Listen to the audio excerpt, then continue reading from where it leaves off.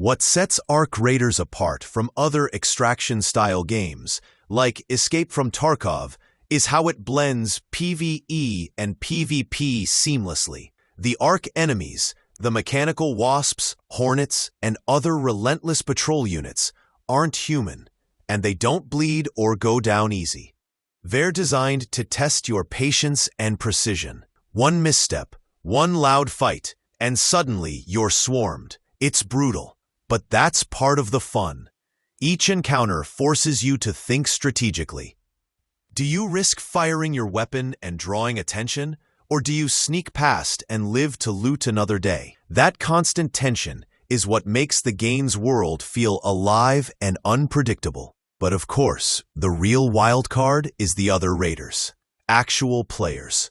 Sometimes they'll lend a hand, help you fight off a group of drones, and then turn around and shoot you in the back once the coast is clear. It's ruthless, but that's the beauty of Arc Raiders. You're never sure who to trust.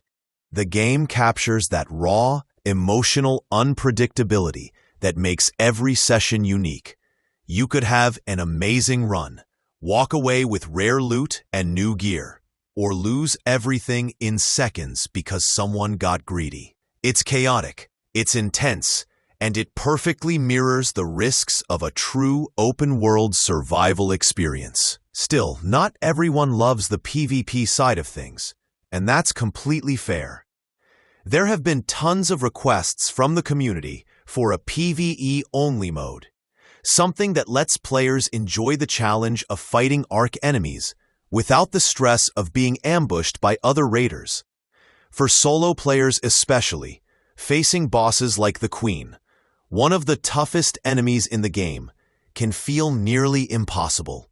And getting taken out while you're just trying to finish a quest or extract your hard-earned loot? That can be enough to make anyone rage quit. Losing your best gear permanently hurts, and it's understandable why some players just want a calmer, PvE-only experience. But even with those frustrations, a full PvE-only mode might not be the right answer. Arc Raiders thrives on its unpredictability, the constant tension between cooperation and betrayal. That's what gives it life. Maybe the solution lies in limited-time PvE events, special boss fights, or raid-style missions focused on teamwork rather than competition. Imagine a coordinated takedown of the Queen, like a Destiny 2 raid or Elden Ring boss encounter, but without the PvP chaos. That could be the perfect middle ground, because at its core, Arc Raiders isn't just about shooting robots or looting gear. It's about surviving in a world where every choice, every noise, and every encounter could be your last. If you've been craving a game that actually makes your heart race every time you pull the trigger, Arc Raiders won't just be the one.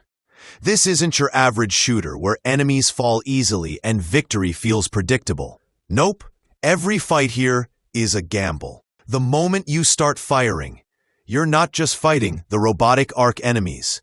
You're also alerting every other player in the area that something's going down. It's that constant push and pull between survival and aggression that makes Arc Raiders so addictive. You never quite know what's waiting around the corner.